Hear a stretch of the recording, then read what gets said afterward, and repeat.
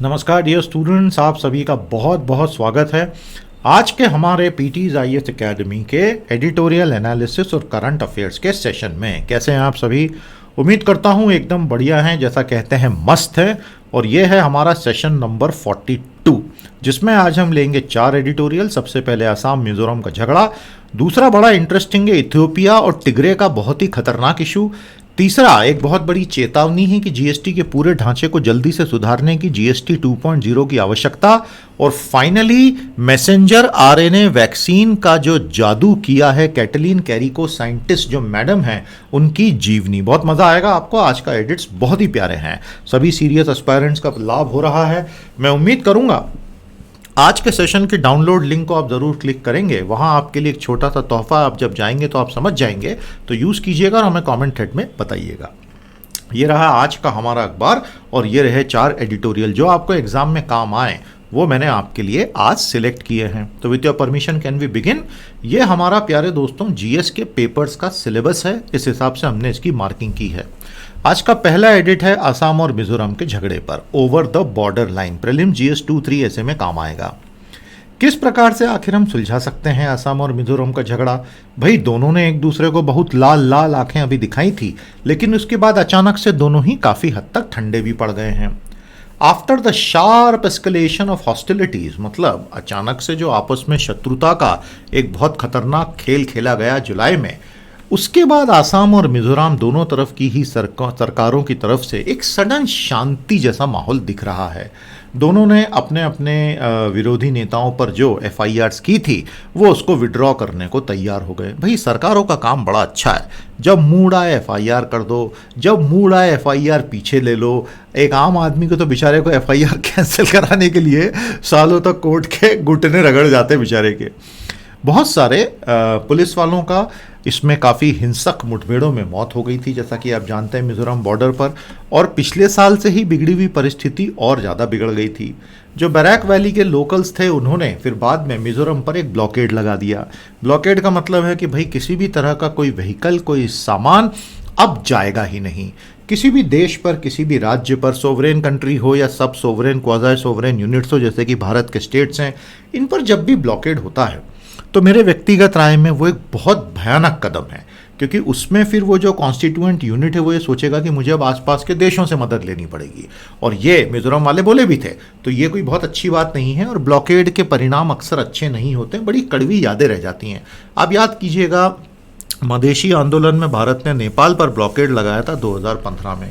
हालांकि ऑफिशियली नहीं लगाया था, लेकिन हम सब समझते हैं कि उस वक्त क्या हुआ था और उसका परिणाम नेपाल की राजनीति में क्या हुआ और उसका लाभ नेपाल के नेताओं ने भारत के खिलाफ किस प्रकार से लिया, ये हमने पिछले 6 सालों में बहुत अच्छे से देखा है। तो ये ब्लॉकेड का इशू निकला, इसलिए मैंने सोचा आपको थोड़ा व्यापक परिदृश्य समझा दूं।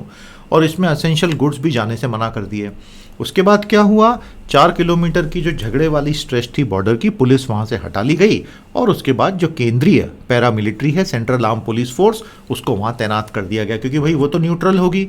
वैसे तो पुलिस को भी न्यूट्रल ही होना चाहिए भारत में, लेकिन अब अनफॉर्चुनेटली स्टेट व्यवस्था में क्या होता है वो हम जानते हैं।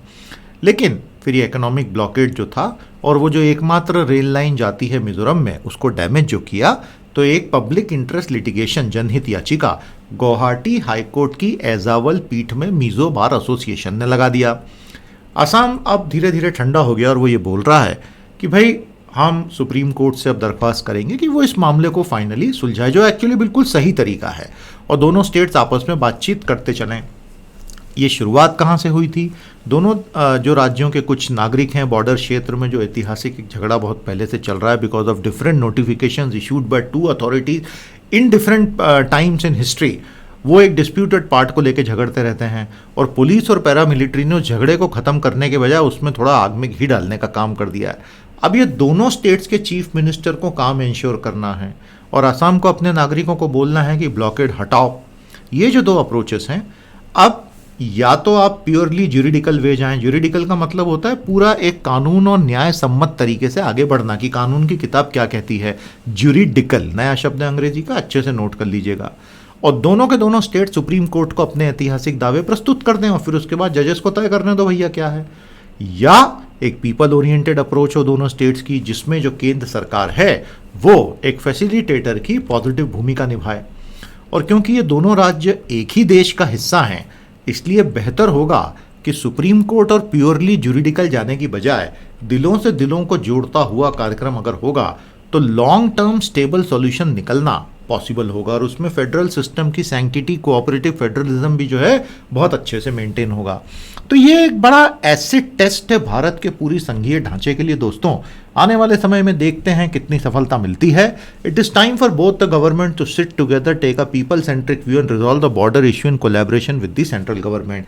बेसिकली क्या है, गिव एंड टेक से ही समाधान निकलेगा, और नहीं तो फिर जुरिडिकल तरीका तो खैर खुला ही है, लेकिन उसमें एक पक्ष जो है वो हमेशा के लिए दुखी बैठा रहेगा मुंह फुला के, वो भी अच्छी बात नहीं है। साथियों, 23 अगस्त से हमारा बहुत प्यारा कोर्स आ रहा है, लाइव मोड में कंडक्ट होगा।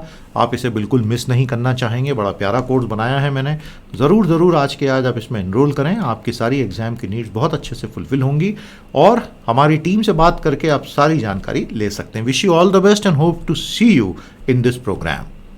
अब हम आते हैं आज के हमारे इंटरनेशनल अफेयर वाले एडिट में। प्रेदिम्स GS2 और ऐसे में बहुत काम आएगा। इथियोपिया और टाइग्रे की जो ह्यूमैनिटेरियन मेस क्रिएट हो गया है, ये आखिर क्या है? प्यारे दोस्तों, ये है वो टाइग्रे का रीजन जो कि उत्तर क्षेत्र में है इथियोपिया के, और इथियोपिया ने अपने ही लोगों पर हमला बोल दिया।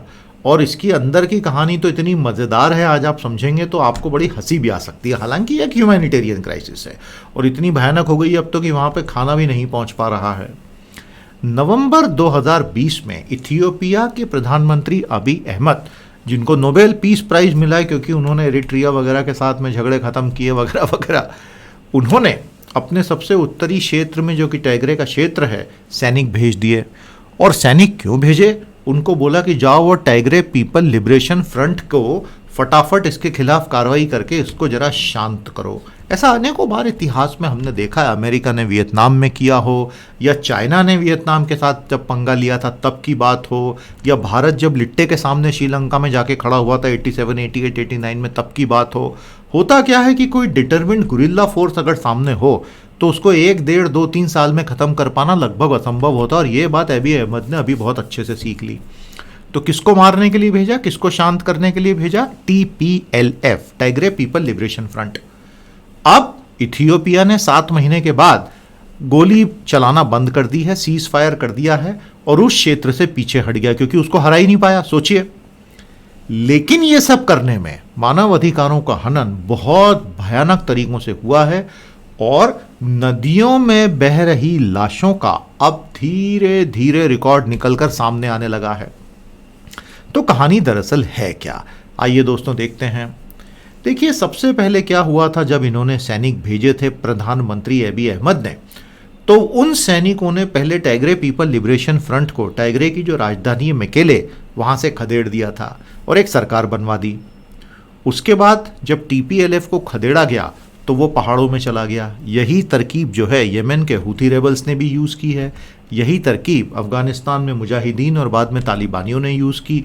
और हमने देखा 20 साल तक अमेरिका जो है 40 देशों की एक इंटरनेशनल फोर्स बना के भी तालिबान को कुचल नहीं पाया, तो नहीं पाया। यही होता है। TPLF माउंटेन्स में चला गया और वहाँ से धीरे धीरे हमले करना शुरू कर दिया। अंततः उसने मेकेले जो राजधानी थी उसको फिर से कैप्चर कर लिया और सरकारी सैनिकों को पीछे हटना पड़ा। तो फिर प्रधानमंत्री महोदय जो हैं वो ताव में आ गए, तैश में आ गए।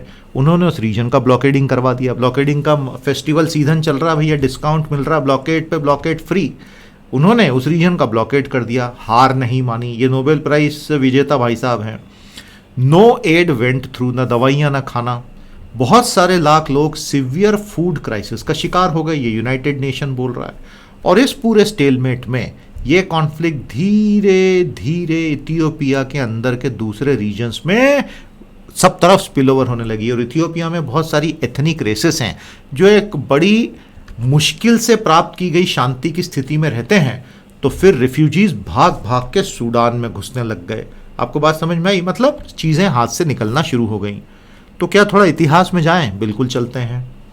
ये जो TPLF है ना, मैं आपको शुरू में बोला था कि आपके चेहरे पे मुस्कान आ जाएगी, टाइग्रे पीपल्स लिबरेशन फ्रंट, इसी ने इथियोपिया में डेमोक्रेसी लाने में सबसे बड़ा रोल, और मिलिट्री डिक्टेटरशिप जिसको दर्ग का नाम दिया गया था क्योंकि वो सबको बहुत दर्द देता था, 1990s में हटाने में TPLF ने बड़ा रोल प्ले किया था।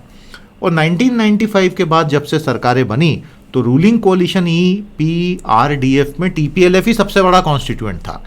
मिस्टर अबी अहमद जो हैं ये नस्लीय रूप से ओरोमो जाति से आते हैं, वो EPRDF के नॉमिनी थे जिसमें सबसे बड़ा सपोर्ट TPLF का था। तो 2018 में ये सत्ता में आए और उन्होंने आते ही एरिट्रिया के साथ बहुत पुराने युद्ध को समाप्त किया और सभी इथियोपिया के लोगों को बहुत सारी फ्रीडम्स का वादा किया। उस चक्कर में इनको नोबेल मिल गया, समझ में आया।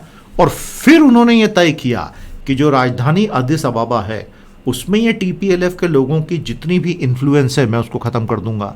जब उन्होंने ऐसा किया तो ये जो कोलिशन था उसके टुकड़े हो गए, और जब उसके टुकड़े हुए तो एबी ने अपना कोलिशन खुद बना लिया, प्रॉस्पेरिटी पार्टी, समझ में आया, समृद्धि दल।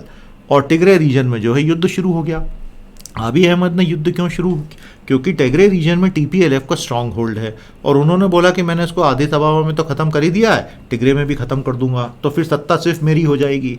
यहाँ ये ओवरलुक कर गए कि इथियोपिया की जो पूरी इतिहास की अलग अलग धाराएं हैं बहुत जटिल हैं और TPLF गुरिल्ला वॉर कर सकता ये इन्होंने सोचा ही नहीं था। हाल के चुनावों में वो फिर से पॉलिटिकली अच्छे से जीत कर आए हैं इथियोपिया में, जो अभी अभी चुनाव हुए थे और वो टिग्रे रीजन में नहीं कंडक्ट करवाए गए थे क्योंकि वहाँ युद्ध चल रहा था।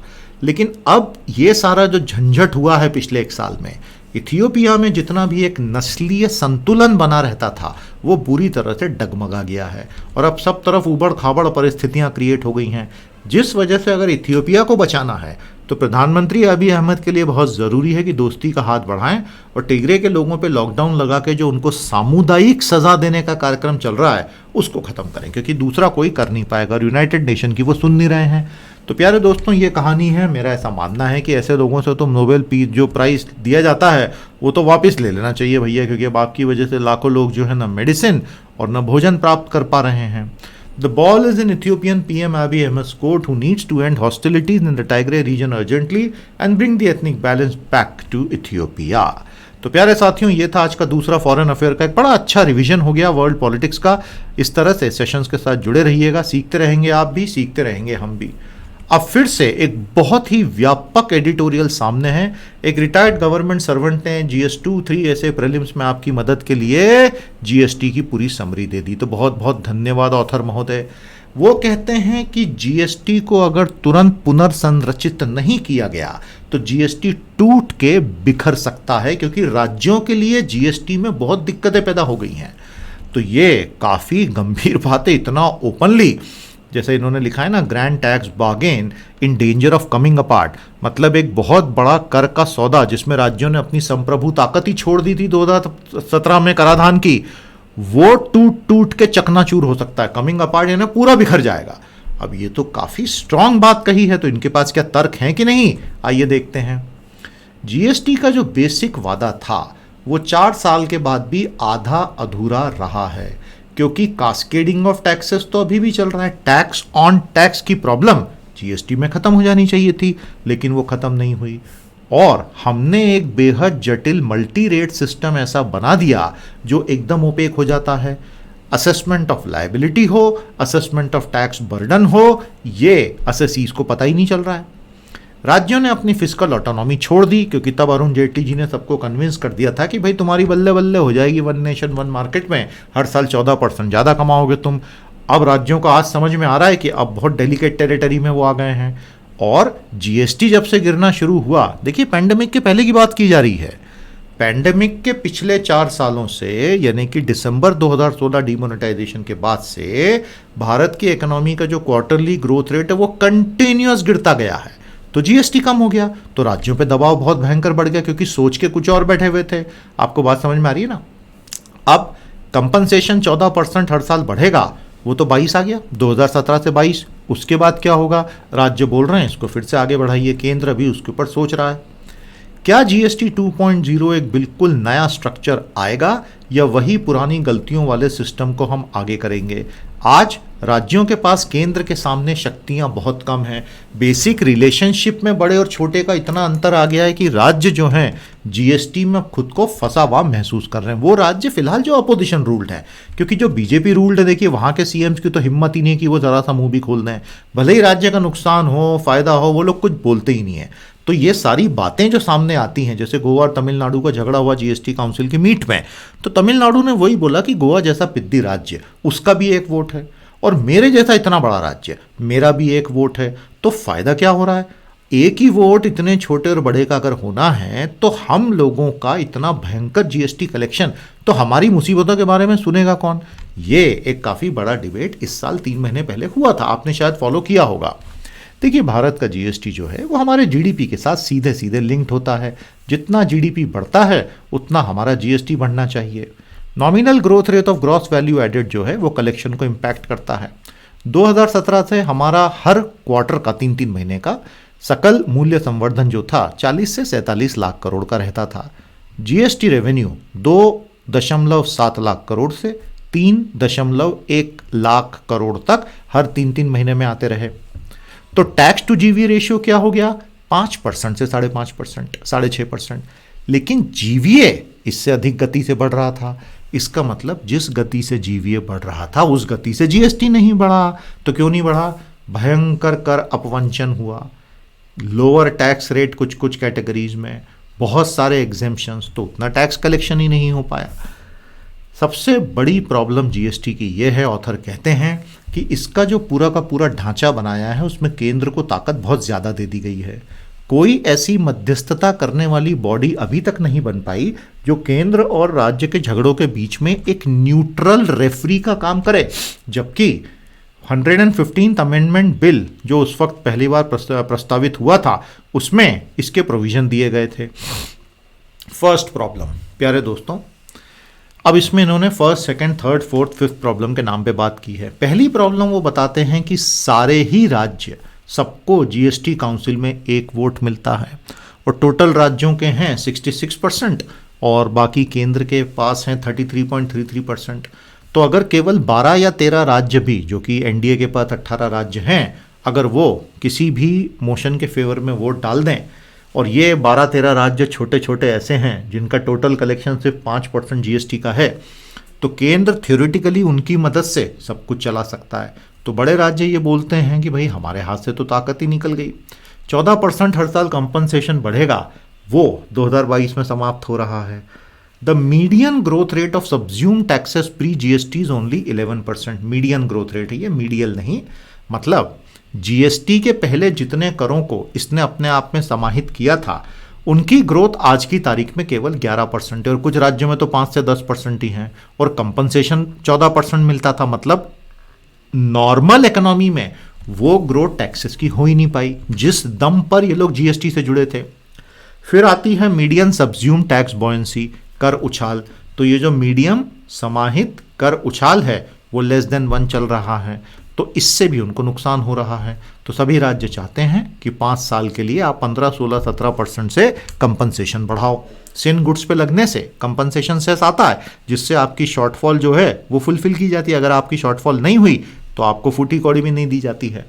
दूसरी बड़ी प्रॉब्लम ऑथर बताते हैं वो ये है कि हमारा जीएसटी का ढांचा ऐसा है कि 45% कमोडिटी वैल्यू यानी कि पेट्रो प्रोडक्ट्स वो कवर ही नहीं होती है। तो स्टेट्स का इसमें बहुत भयंकर नुकसान हो जाता है। क्यों नुकसान हो जाता है? क्योंकि देखिए बेसिकली अभी उसमें हम आगे आ रहे हैं, जो सेंटर के द्वारा सेसेस बढ़ाए जा रहे हैं वो शेयरेबल तो है नहीं, तो वो स्टेट्स के हाथ में फिर आ ही नहीं पाते हैं।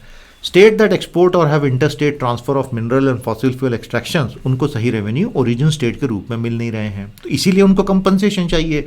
GST is a destination based tax, याद रखिएगा। ज़्यादातर ट्रेडिंग और रिटेल की कंपनियां जीएसटी से बाहर हैं।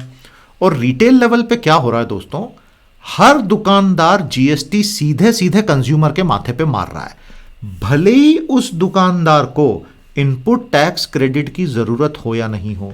तो ये एक तरह से लॉसेस ही हैं। तीसरा प्रॉब्लम, एग्जेम्पशन फ्रॉम रजिस्ट्रेशंस। तो बहुत सारी कैटेगरीज के लोगों को जीएसटी रजिस्ट्रेशन से छूट दी गई है, उससे ओवरऑल जीएसटी का टैक्स बेस छोटा रह गया है। प्री एग्जिस्टिंग वैट में इतने एग्जेम्पशंस नहीं हुआ करते थे, तो वो हम कम करें तो बेहतर रहेगा। फिर हम बहुत सारे रेट लगा रहे हैं अलग अलग स्टेजेस पे, जो कि काउंटर प्रोडक्टिव हो जाता है। अगर सारी कमोडिटीज़ के लिए एक यूनिफॉर्म टैक्स रेट होगा, सारे सर्विसेज के लिए स्टेट्स में इनपुट आउटपुट में चीज़ें सरल हो जाएंगी, आपका आईटी पोर्टल सरल हो जाएगा। इतने मल्टीपल टैक्स रेट मतलब फिर इसमें बहुत सारा एडजुडिकेशन आ जाता है, फिर इसमें डिस्क्रिशन आ जाता है, तो फिर करप्शन का स्कोप आता है, और सबसे बड़ी बात कॉम्प्लेक्सिटी आ जाती है। तो उसको हम सरल कर दें, मल्टीपल रेट्स को हटाया जाए, एक या दो रेट रखे जाएं। भारत दुनिया के उन चंद देशों में से है जीएसटी वाले जिन्होंने इतने सारे रेट बना रखे हैं। चौथी बड़ी प्रॉब्लम वो बताते हैं ये है कि जो पेट्रो प्रोडक्ट जीएसटी के बाहर हैं, तो सेंटर ने क्या किया है, उसने अपने सेंट्रल एक्साइज को घटा दिया है, क्योंकि वो तो राज्यों के साथ बांटना पड़ता है, और वो कंटिन्यूअसली सेसेस पे सेसेस लगाया जा रहा है, मतलब सेस का रेट बढ़ाया जा रहा है। तो उससे स्टेट्स के हाथ में कोई शेयरेबल रेवेन्यू आता ही नहीं है फिर उसमें से। तो स्टेट्स अब आगे बढ़ के बोल रहे हैं कि आप पेट्रोलियम को जीएसटी में ले आओ। तो इक्विटी यानी समानता की ये मांग है कि पेट्रो प्रोडक्ट्स को जीएसटी में लाया जाए, तभी ये प्रॉब्लम सॉल्व होगी।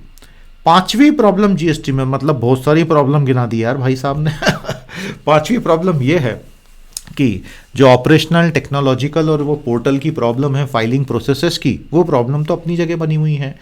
इस साल जो फ्रॉड हो रहे हैं इनपुट टैक्स क्रेडिट में, उस पर सरकार ने काफ़ी लगाम कसी है, क्योंकि अब इनकम टैक्स और जीएसटी के डेटाबेसेस आपस में they have started talking to each other. उसके अलावा रेड्स हो रही हैं, उसके अलावा बहुत सारा बैक एंड इनवॉइस मैचिंग का कार्यक्रम चालू किया, जो कि जुलाई 2017 से होना था, उससे अभी थोड़ा कम हो गया है, लेकिन फिर भी है। तो लर्निंग ये है कि ओवरऑल जीएसटी में 4 साल में पॉलिसी गैप्स और कंप्लायंस गैप्स इतने आ गए हैं कि हम जो कमा सकते थे उससे हमने बहुत कम कमाया है। तो अगर इस तरह से राज्यों का ये टैक्स बेस कम होगा, तो वो सिलेक्टिव टैक्स इन्फोर्समेंट करना शुरू करेंगे वसूली के लिए, जिससे एक ऑनेस्ट टैक्स पेयर घबरा जाएगा। और अगर ये इसी तरह चलता रहा तो वो दिन दूर नहीं जब कुछ बड़े राज्य ये बोलें कि हम जीएसटी से बाहर होना चाहते हैं, तो that will be the end of the grand bargain. वो तो हम अफोर्ड कर ही नहीं सकते। तो इसलिए केंद्र और सारे राज्य फटाफट जीएसटी 2.0 का ढांचा लाएं, जिसमें ये सारी प्रॉब्लम जो आज डिस्कस हुई हैं टेक्निकल, उन प्रॉब्लम्स को समाप्त करने की बात की जाए। काफी तकनीकी था, लेकिन मैं उम्मीद करूंगा कि आपको बहुत अच्छा रिवीजन हो गया आज। यस और नो बोलो भैया, बोलो बोलो बोलो। The entire structure needs to be upgraded if it is to remain a viable system at state level in coming years। क्योंकि बात केवल केंद्र की नहीं होती ना दोस्तों। बहुत शानदार, बहुत खूबसूरत लेख है जो आपको जोश से भर देगा। प्रीलिम GS3, GS4 में भी और ऐसे में काम आएगा। एक ऐसी लेडी साइंटिस्ट हैं जिन्होंने दुनिया में ड्रग डिस्कवरी और वैक्सीन मैन्युफैक्चरिंग को पूरी तरह से रेवोल्यूशनाइज कर दिया। An amazing scientist, inspiring story. और वो अमेजिंग साइंटिस्ट जो है उनका नाम है मैडम कैटलीन कैरिको। आ रहे हैं उन पर। विश्व ने ये जान लिया है कि कोविड से निपटना है तो भैया टीके जल्दी जल्दी लगाओ। बहुत सारी महिला वैज्ञानिकों ने दुनिया भर में कोविड वैक्सीन की जो अलग अलग टीम्स बनी उसमें काफ़ी बड़ा रोल निभाया। सैरा गिलबर्ट हों एस्ट्राजेनेका की, के सुमंती हों भारत में भारत बायोटेक कोवैक्सीन की, हैनी के श्वीट मेकर हों जॉनसन एंड जॉनसन की, एलिना स्मोलियारचुक हों स्पुतनिक 5 की। ये सब साइंटिस्ट हैं, ये सब लेडीज़ हैं और इन्होंने टीम में बड़ा रोल निभाया है। लेकिन इन सब के ऊपर जो एक बड़ी साइंटिस्ट हैं कैटलीन कैरिको, हंगरी की हैं, जो अभी अमेरिका में काम कर रही हैं फाइजर बायोएनटेक की वैक्सीन और मॉडर्ना की वैक्सीन में जो मैसेंजर आरएनए टेक्निक यूज हो रही है उसकी ये जनक हैं।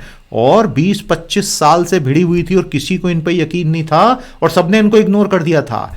आज इन्होंने एक पूरी नई विधा को जन्म दे दिया। कितनी बड़ी बात है। तो इनका पूरा की कंट्रीब्यूशन है मैसेंजर आरएनए टेक्निक में। ये होता क्या है, मैसेंजर राइबोन्यूक्लिक एसिड जो होता है दोस्तों, ये सभी एनिमल सेल्स के द्वारा बनाया जाता है, उसमें ह्यूमन सेल्स भी आ गए। And it give signals to cells about the proteins to make. अब आपको स्टैंडर्ड फॉर्मूला याद है कि भूल गए? DNA makes RNA makes protein. एक बार कमेंट थ्रेड में लिख देना। अब ये जो है ये एक्चुअली सेल्स को बोलता है क्या क्या प्रोटीन बनाना है, और उससे तो मतलब ये एसेंशियल फिजियोलॉजी है पूरे हमारे शरीर की। ये जेनेटिक इन्फॉर्मेशन एमआरएनए जो है प्रोटीन सिंथेसिस का कैरी करके सेल्स तक ले जाता है। डॉक्टर कैटलीन कैरिको ने यह सोचा कि क्यों ना मैं एमआरएनए को ऐसा मॉडिफाई कर दूं कि इससे हम उन प्रोटीन्स का मैन्युफैक्चरिंग सेल्स में करवाएं, ट्रिगर करें, जो कुछ ऐसी एंटीबॉडीज को स्पेसिफिक जनरेट करेगा जो कुछ स्पेसिफिक एंटीजन से लड़ेंगी। मतलब अब हम एमआरएनए को अपने हिसाब से प्रोग्राम कर रहे हैं। तो अगर हमने नोवेल कोरोना वायरस से जुड़े हुए mRNA को अंदर भेजा और उससे ऐसी एंटीबॉडीज बनना शुरू हुई जो कल को अगर वास्तविक कोविड आया उससे लड़ पाएंगी, तो ये एक पूरी चेन रिएक्शन क्रिएट कर दी हमने इसमें। आपको समझ में आ गया? तो पहले आपने mRNA अंदर डाला, वो कोड लेकर गया, जिससे स्पेसिफिक प्रोटीन्स बने सेल में, जिससे स्पेसिफिक एंटीबॉडीज हमारे शरीर में बने, जिससे भविष्य में आने वाले एंटीजन यानी बीमारी के जितने भी कीटाणु या अणु हैं उनसे लड़ने में हमको मदद होगी। आइडिया बहुत सरल था। mRNA ये काम करोड़ों सालों से एनिमल सेल्स में कर रहा है, हम सिर्फ उससे एक सिग्नल अलग तरह का करवाएंगे। बहुत बोल्ड आइडिया है।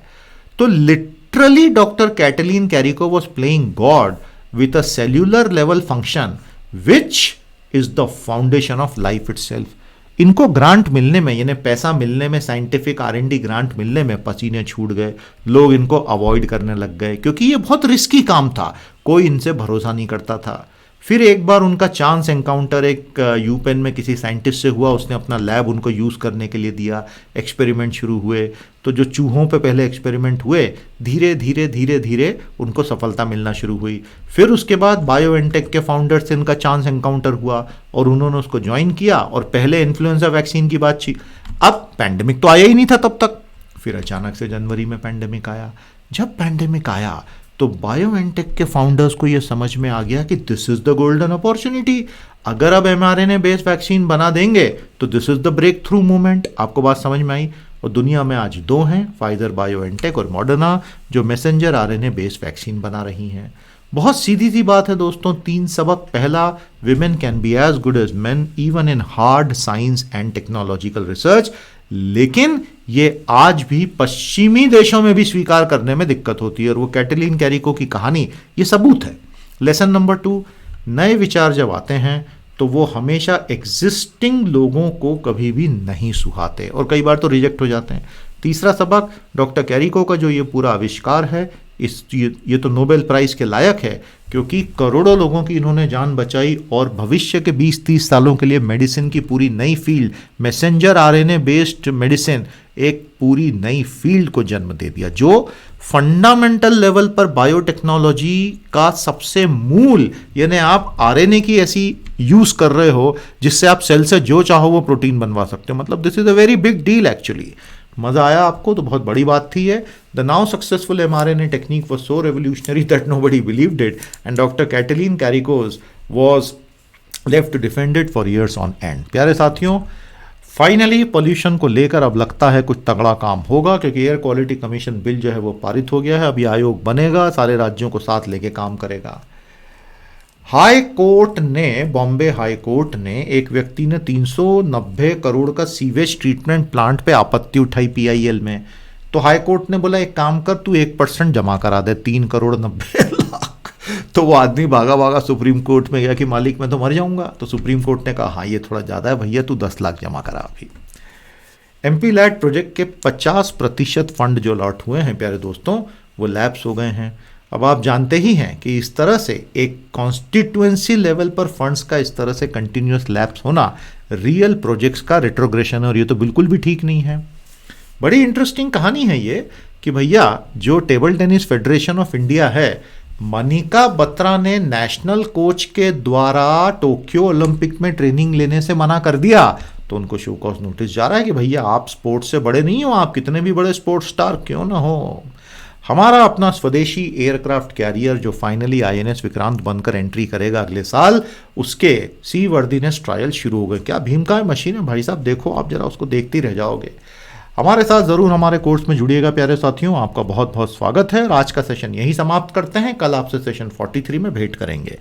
हमारे सभी सेशंस को, वीडियोस को लाइक और शेयर कर लीजिएगा, दोस्तों के साथ चैनल से जुड़ जाइएगा, और आज की डाउनलोड लिंक पे क्लिक कीजिएगा, आपको मज़ा आएगा। वो आपको एक बहुत अच्छी साइट पे ले जाएगी जहां आपके लिए बहुत सारा रीडिंग कंटेंट अवेलेबल है। पढ़ते रहिए, बढ़ते रहिए। नमस्कार, जय।